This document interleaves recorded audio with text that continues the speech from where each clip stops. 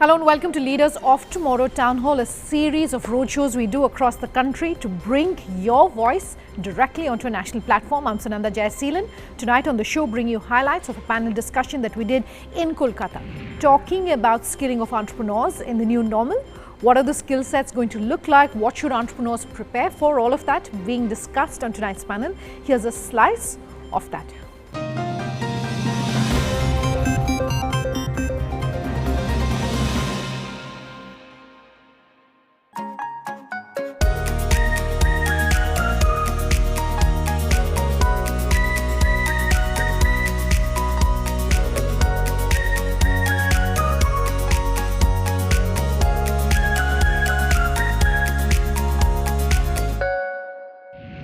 Let me start by quoting some statistics that's really talking about the state of skilling and why it is so crucial and why we're talking about it this evening. This is perhaps a figure that most of us know. 250 million young people will be joining the workforce in the next decade or so. What perhaps is not as well known, and I'm quoting a joint survey by FICCI and NASSCOM, is that 37% of the Indian workforce will be in jobs that demand drastically different skill sets by 2022.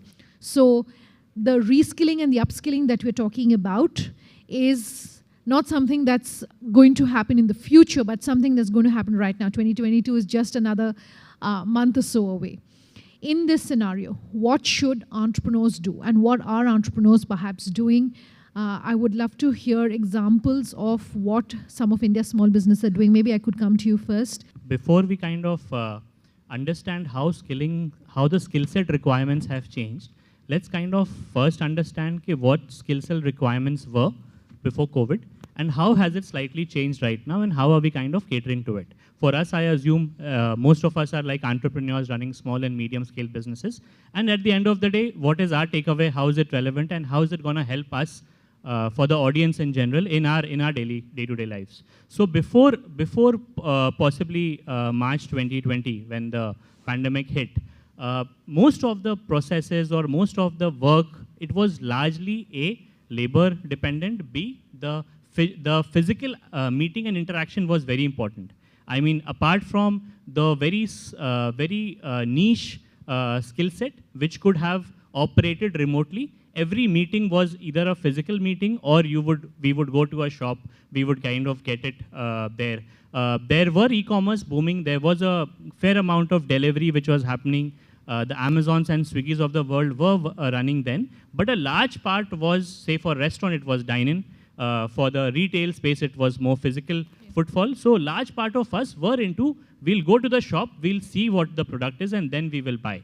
And once we bought from that brand, then the second purchase can be on Amazon. So if I like a Zara shirt, first would be a physical store purchase and then I can possibly buy my second shirt from Amazon.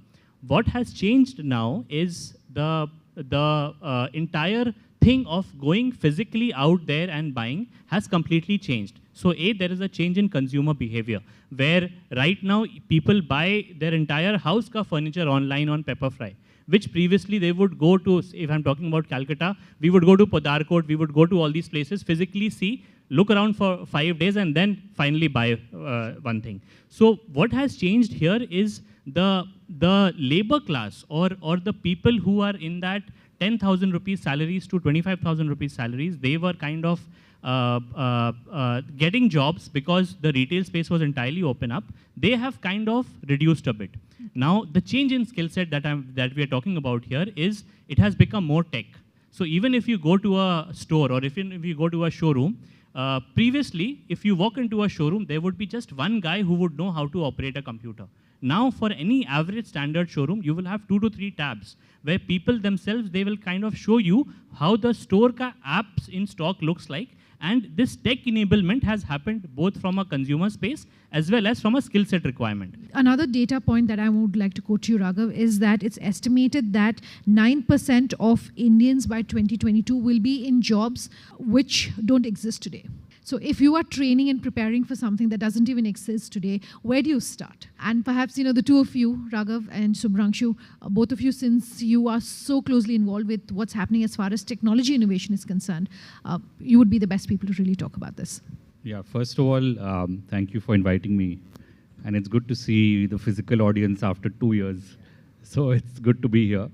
What has changed in the last 2 years specifically is that the whole world has moved towards digitization, right? So whether you are an SME, whether you are a large company, whether you're a startup, you have to embrace digitization. So what is happening is now there are companies like Coursera which are there, which are offering digital courses. If you look at artificial intelligence, machine learning, you look at blockchain technologies. So even if you're a small business, you have to design your business to scale. And how does one scale in today's day and age? It is through learning these specific technology courses that can help you in your day-to-day business. Because as Bill Gates said, this might not be the last pandemic, this may be the first. So you have to actually embrace these kind of learnings, and you have to be comfortable not meeting people and continue doing your business for a long period of time.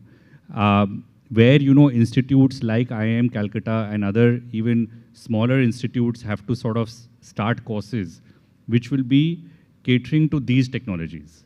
So I think the central theme being digitization globally and how you can integrate with the global supply chains that are there, because the world is becoming increasingly correlated and networked. And if you don't study these courses and stay in tune with what is happening globally, you cannot remain isolated in your pond in Calcutta, let's say.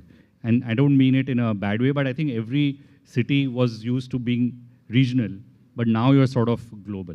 So I think that's my central sort of theme. And I will come back and discuss learnings from what's happening globally that we can apply here. But Subhrangshu, what are you saying that you'd perhaps want to kick off today's panel with? I will talk about from a very different angle, okay? So I come from that part of IIM Calcutta which works with innovators, okay? It's called IIM Calcutta Innovation Park.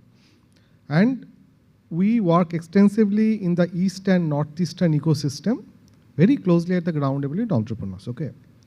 Now what we are observing that whenever we talk about technology or skilling, our mind is always focused on a certain segment. But probably 60 or 70% of the people who are actually, they constitute the larger population, we are not thinking about them. Okay, when you hear about the terminology, AI, blockchain, machine language, or machine learning, right? Do you think that we have exhausted all our options of common intelligence, that we need to rely on artificial intelligence? I don't think so. Skilling, and the kind of skilling we do for that level is more like a checkbox skilling. There is a fund, crores of funds are floating around. We are skilling without giving them an opportunity. What is the purpose of that? I skill you, but now give me opportunity, I don't have opportunity. I think this entire mindset change is required. I'm more, Miftaur and Raghav, let them talk about the urban segment. Let me primarily focus on the rural and social segment, right? Now, here I think there's a need for a disruption. And I'll give you one example how it is possible without even, all those technologies.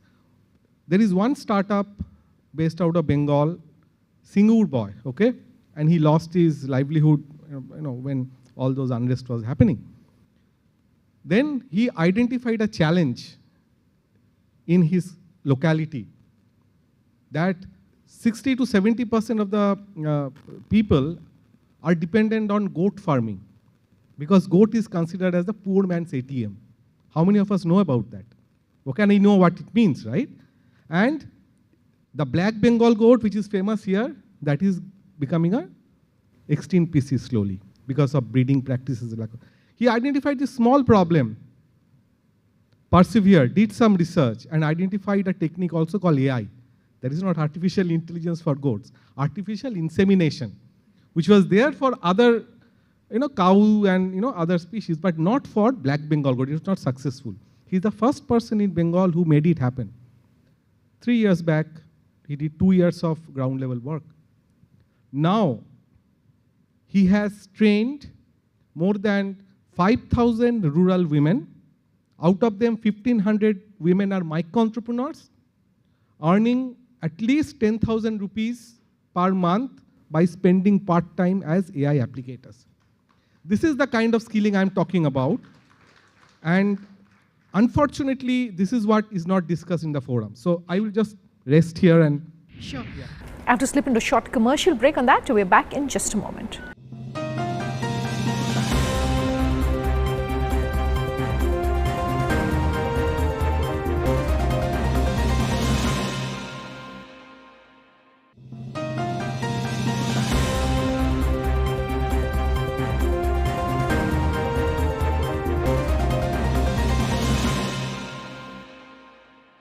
Welcome back. You're with us here on Leaders of Tomorrow Town Hall. Tonight, we're talking about skilling and the skill sets which entrepreneurs are going to require in the new normal.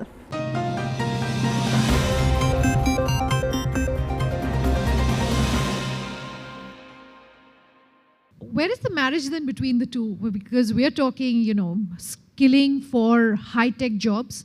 For instance, you were saying that previously, if you had just one person who knew how to run a computer, now it becomes mandatory that everyone knows how to run apps. We were talking AI, etc. Where is the marriage then between these future skill sets that are needed and perhaps, you were talking about the social sector and micro entrepreneurs. Where is then going to be that merger? It's open to everyone on this panel. Okay, I can start. Yeah. Maybe continuing on the same thread. I think it's more important that we are doing something like an inside-out approach. What is inside-out approach? Think about the solution, then think who will need the solution, right? AI, blockchain, people are talking about, let's train everybody on AI blockchain. But who need it? Is it required for us? I think we should follow an outside-in approach and see that what are the challenges that needs to be solved. And then what kind of skill set would be required to solve those challenges? Digitization, I agree, 100% is required, right? But what kind of digitization? I can give you examples of ladies from Tura, which is a place in Meghalaya. I don't know how many of you know about it. Garo Hills. Is doing business sitting there, selling fashion to global audience. That is also digitization, right? And she's not doing it alone. She's actually leveraging the women in the villages because they are naturally talented, creating SHGs, and then using that as a supply chain to reach a global market. These are happening, but unfortunately, these stories are not coming out. So my thought would be, look at the challenges that are existing, then identify the skill set that would solve those challenges. That is the bridge. Sure. I do want to ask you what those challenges are, but in a moment, there's another piece of data that I want to quote here. McKinsey, in a study that they did, this is, of course, a few years old. It's as of 2018. McKinsey has said that almost 14% of the global workforce would have to switch jobs or acquire new skill sets by 2030 simply because of automation, simply because AI is going to become almost second nature to all businesses in an environment like this then. Let's identify where those challenges are and your examples or your advice for how businesses and entrepreneurs can start acquiring those skill sets. Yeah, to you maybe on this first. So, I'll just share an example. We visited 3 years back. We visited a factory in Japan. It was a Momo making factory in a place called Nagaoka, and it was like maybe a 30,000 square feet factory, and the daily production, they call it gyozas. The daily production from that factory was almost 10 lakh units, right? Now we compared that to our factory in Okhla. We have kind of half of that, the space, but the daily production that we do from our unit is about 3 lakh units. So the Japanese factory produces 10 lakh, while we produce 3 lakh. Number of people employed by us in that factory is 250. Number of people employed by that factory in Japan is 8. I'm not kidding, 8 and 4 mechanical engineers. Everything was automated. So we kind of went to the factory manager and we asked, so our translator asked that why so much of automation? He just said a very small thing. If you convert it to Indian currency, the minimum wage for Japan is 1,80,000. Minimum wage for India is 8,500 if I have to give Calcutta as example. So they will go out of existence if they do not invest in tech. For us in India, the lowest cost in India is the labor. So while the McKinsey report is true that a lot of automation will happen, a lot of this thing, but unfortunately, Indian companies might not invest that much amount of money in automation compared to the others because labor is cheap. So that's a hard reality. So if I have to give an example, will I invest a 1 crore machinery which will eliminate 100 people working?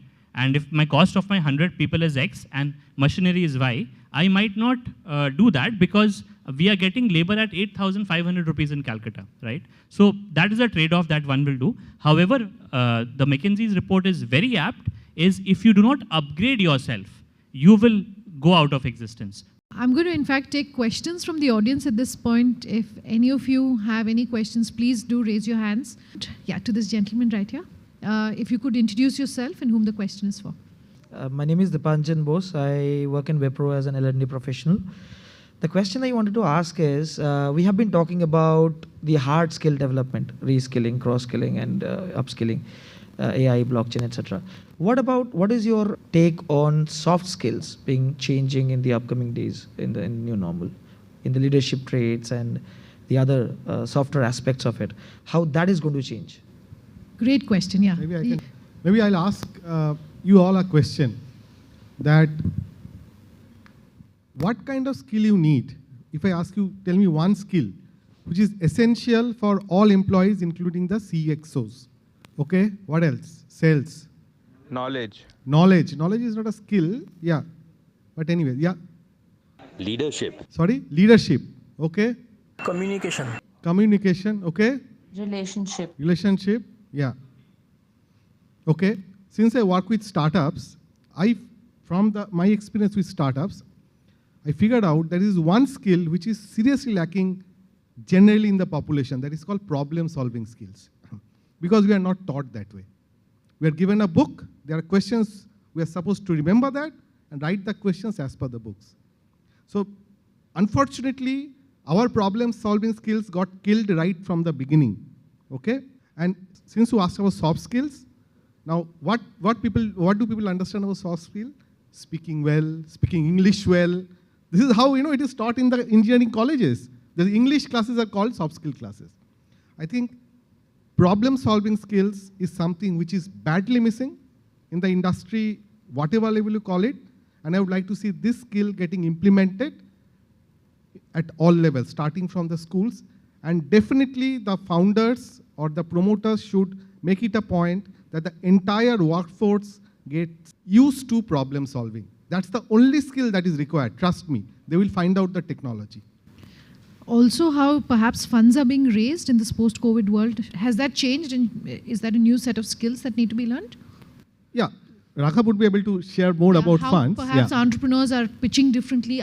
Do they need to pitch differently? Has that changed? No, I think Subhrangshu's point is well taken. First of all, you need to have the mindset of problem solving. You need to have creative thinking. You need to have analytical skills. I think these are the really soft skills that matter when we look at companies.